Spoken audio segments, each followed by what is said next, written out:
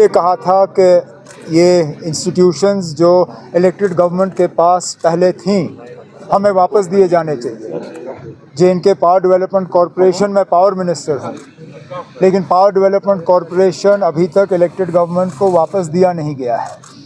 और आप भी जानते हो, मैं भी जानता हूँ, अगर ये इल्ज़ाम मेरे किसी मिनिस्टर के खिलाफ लगा होता, अभी तक एसीबी वालों ने छापा लगाया होता। ये प्रोजेक्ट्स न सिर्फ जम्मू कश्मीर के लिए हैं, ये पूरे मुल्क के लिए हैं। These are projects of national importance. इसमें कहीं पे भी दखल की इजाज़त नहीं होनी चाहिए। और फ़िलहाल मैं जानता हूँ ये एक ऑनरेबल एमएलए के बारे में बात की गई है, लेकिन किश्तवाड़ में हर प्रोजेक्ट में जो 2 ऑनरेबल एमएलएज ऑपोजिशन के हैं, कहीं ना कहीं वो दखल दे रहे हैं। और इसमें जो हमारे एजेंसीज़ हैं उनको अपना काम करना चाहिए। साहब, ऑस्ट्रेलिया टेरर अटैक को कैसे देखते हैं? अफसोस की बात है, अब वो कहाँ से थे, कौन थे, मैं उसमें नहीं जाऊँगा। बेगुनाह लोग मारे गए। और मैंने हमेशा ये कहा है, जब ये हमारे यहाँ हुआ है, कहीं और हुआ है, कोई भी मजहब आपको इस बात की इजाज़त नहीं देती तो आप इस तरह बेरहमी से किसी बेगुनाह का कत्ल करो।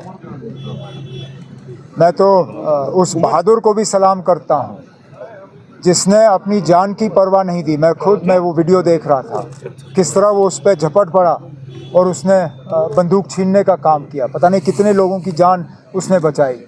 लेकिन ये बड़े अफसोस की बात है, होना नहीं चाहिए।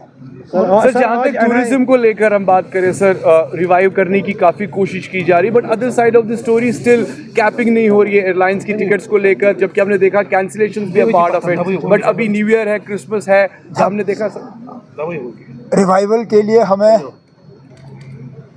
काफ़ी हद तक अल्लाह ताला ऊपर वाले की मदद की ज़रूरत है। जब तक गुलमर्ग, पहलगाम, सोनमर्ग वगैरह में हमें ठीक ठाक बर्फ़ नहीं मिलती, एक अच्छा खासा तबका टूरिस्टों का जो है वो यहाँ नहीं आएंगे। बाकी हम अपनी तरफ से तमाम कोशिशें कर रहे हैं, चाहे वो इंफ्रास्ट्रक्चर के हवाले से हो, चाहे वो प्रमोशन के हवाले से हो। अभी कुछ ही दिनों में adventure tour operators association of India के हवाले से उनका एनुअल कन्वेंशन जो है यहाँ श्रीनगर में होगा।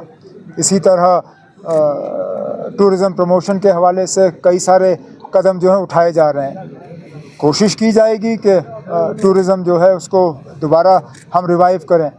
जहाँ तक आपने टिकट के कैपिंग की बात की, वो तो पूरे मुल्क में फ़ेल हुआ। इंडिगो के ग्राउंडिंग के बाद गवर्नमेंट ऑफ इंडिया ने वाज़िया हिदायत दी थी कि टिकटों की कीमत जो है वो कंट्रोल की जानी चाहिए। नहीं हुआ, एयरलाइन ने माने नहीं।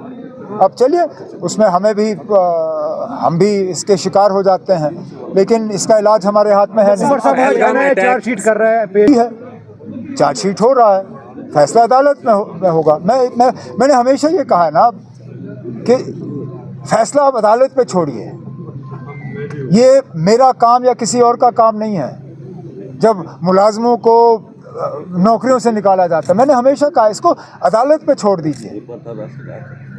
कौन गुनहगार है, कौन बेगुनाह है, इसके लिए कानून है, इसके लिए अदालत है। अदालत फैसला करेगी। एनआईए का काम था इन्वेस्टिगेट करना, इन्वेस्टिगेशन हो चुका, अब चार्जशीट पेश होगा, अब केस लड़ा जाएगा अदालत में। उमर साहब, ये जो चाडोरा एमएलए साहब के साथ और लोकल इंतज़ामिया के साथ जो भी इसका हम हल निकाल सकेंगे निकाल लेंगे। लेकिन इंतज़ामिया को भी इस चीज़ का ख्याल रखना होगा कि इलेक्टेड रिप्रेजेंटेटिव आसमान से टपक के नहीं आता सर। लोग उसको जितवा के भेजते हैं और उनके साथ तरीके से पेश आना ये कोई मजबूरी नहीं है। ये हर अफसर की, यहाँ तक मैं चीफ मिनिस्टर हूँ, लेकिन मेरी जिम्मेदारी है कि मैं इलेक्टेड रिप्रेजेंटेटिव्स के साथ जो है तमीज़ से पेश आऊँ। अब मेरी कोई मजबूरी नहीं थी कि मैं श्रीनगर डिस्ट्रिक्ट का रिव्यू कर लूँ, लेकिन इलेक्टेड रिप्रेजेंटेटिव्स हैं, लोगों ने इनको चुन के भेजा है। हमारी जिम्मेदारी है कि इनसे हम मशवरा करें और इनके राय के मुताबिक जो है अपना काम करें। सर, कल